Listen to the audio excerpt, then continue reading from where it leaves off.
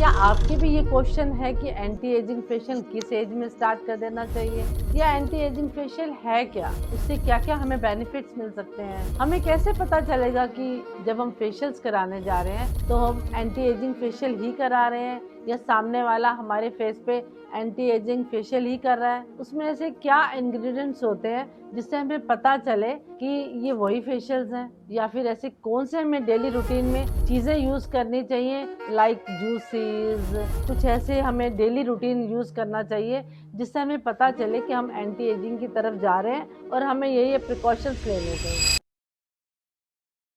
हाय दोस्तों, मैं Bharti from Bharti makeup and styling studio से आज मैं फिर आपके लिए खास टॉपिक लेके आई हूँ जो शायद आज की डेट में सबका सबसे बड़ा क्वेश्चन है। एंटी एजिंग फेशियल हमें कब से स्टार्ट कर देना चाहिए? वैसे तो हमें 20 की एज के बाद से ही अपनी स्किन का केयर करना शुरू कर देना चाहिए, लेकिन फिर भी अगर हमें एंटी एजिंग फेशियल स्टार्ट ही करने हैं तो 30 के बाद से हमें regular anti ageing facial start कर देने चाहिए, क्योंकि 30 के बाद ही हमारी स्किन एक तो डलनेस की तरफ जाने शुरू हो जाती है, दूसरी हमारे फेस पे जो रिंकल स्टार्ट होते हैं या हमारे फेस पे जो लाइंस आने स्टार्ट हो जाती हैं वो 30 के बाद ही स्टार्ट हो जाती हैं। तो सबसे पहले 30 के बाद हमें अपनी हेल्थ का और हमें अपनी स्किन का कैसे ख्याल रखना है, हमें क्या क्या चीज़ों का प्रिकॉशंस लेने हैं, क्या क्या चीज़ें यूज़ करनी है, तो मैं यहाँ से स्टार्ट करती हूँ। नंबर 1, हमें सनस्क्रीन ज़रूर लगानी है। नंबर 2, अपनी स्किन की हाइड्रेशन का ध्यान बहुत ज़्यादा रखना है। अगर आप इसका ध्यान नहीं रखेंगे तो आपकी स्किन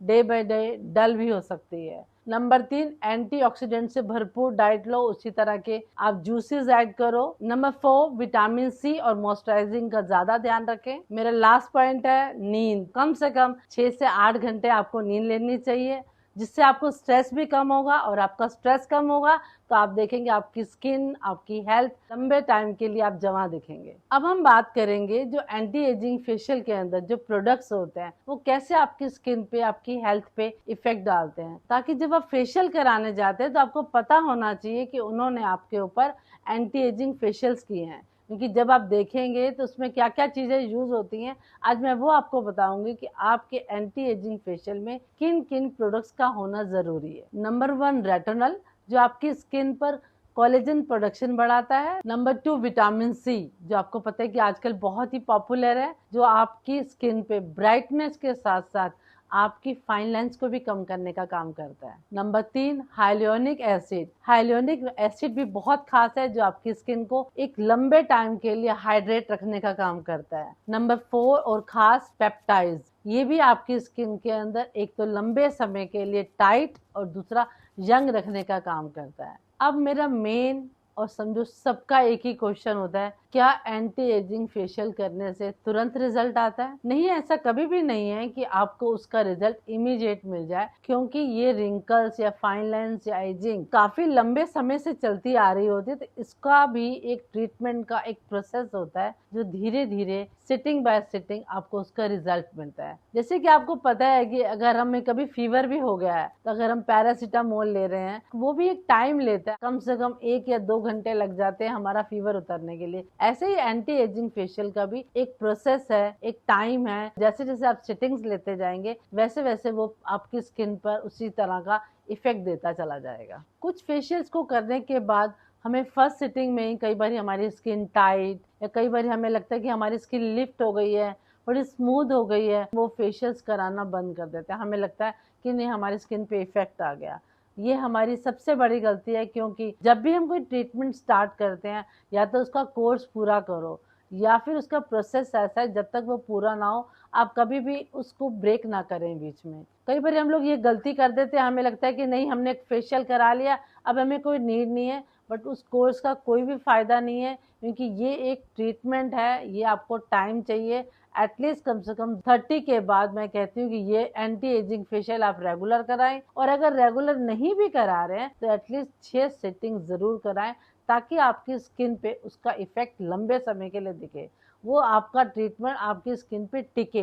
क्योंकि एक एंटी एजिंग फेशियल है, एज को आज तक कौन रोक पाया? कोई भी नहीं रोक पाया। आजकल आप देख ही रहे हैं कि कितने सारे लोग बोटॉक्स करा रहे हैं, लोग फिलर्स करा रहे हैं, हमारी एज छोटी दिखे, बट आप देखेंगे कि अगर इतना सारा कराने के बावजूद भी उनकी स्किन फिर से वापस आ रही है, तो हम तो बहुत ही नेचुरल वे से न्यूट्रिशंस डाल के आपकी स्किन पे इसका इफेक्ट दे रहे हैं। तो आप देखेंगे धीरे धीरे इसका इफेक्ट कैसे बढ़ता चला जाएगा। आपको पता है कि जब जब हम कोई भी स्टेप टू स्टेप काम करते हैं तो इसका इफेक्ट लंबे समय तक दिखता है, और अगर हमें लगता है कि हमें इमीडिएट रिजल्ट आ गया, तो आप देखेंगे जो एजिंग वाली प्रोडक्ट होते हैं वो आपकी स्किन पे अगर तुरंत रिजल्ट दे रहे हैं तो इट मींस या तो उसके अंदर कोई केमिकल है या फिर ऐसे प्रोडक्ट्स यूज किए हैं जो आपकी स्किन को हार्म कर सकते हैं। तो जब जब आप फेशियल्स करा रहे हैं तो आपको पता होना चाहिए कि आपके एंटी एजिंग फेशियल में कौन कौन से इंग्रेडिएंट्स हैं जो आपकी स्किन पे इफेक्ट आ रहा है कि नहीं आ रहा है। अगर आप चाहते हैं कि मेरी स्किन लंबे समय के लिए फाइन लाइन से बची रहे, रिंकल्स कम आए, या फिर लॉन्ग टाइम के लिए आप यंग दिखें, अब मैं कुछ ऐसे जूसेस बता रही हूँ जो आपकी स्किन के साथ साथ आपकी हेल्थ पे भी इफेक्ट डालेगा, जिससे आपकी स्किन और हेल्थ दोनों को बेनिफिट मिलेगा। नंबर 1, गाजर का जूस और ऑरेंज का जूस। इसमें आप अनार भी डाल सकते हैं। ये तीनों ही आपको एंटीऑक्सीडेंट का काम करेंगे। नंबर 2, ग्रीन टी जो फुल कैरोटीन से भरपूर होती है, ये भी अपनी डाइट में आप जरूर लें। अब अपने रूटीन में आप ब्लूबेरी और बेरीज के जूस भी जरूर डालें, ताकि जिससे आपकी स्किन जो एंटी एजिंग कम दिखे और साथ साथ उसमें टोन टाइटनेस वो इन्हीं चीज़ों से आती है। लाइक आपको CTM, ये तो आपको पता है कि बहुत ज़रूरी है। CTM मतलब क्लिनजिंग टोनिंग मॉइस्चराइजर। ये इतना ज़रूरी है जितना आपके लिए डाइट ज़रूरी है। डेली आप सुबह भी यही करेंगे और शाम को भी करेंगे, जिससे आपकी स्किन पूरी डीपली क्लीन होगी और साथ साथ मॉइस्चराइजिंग रहेगी।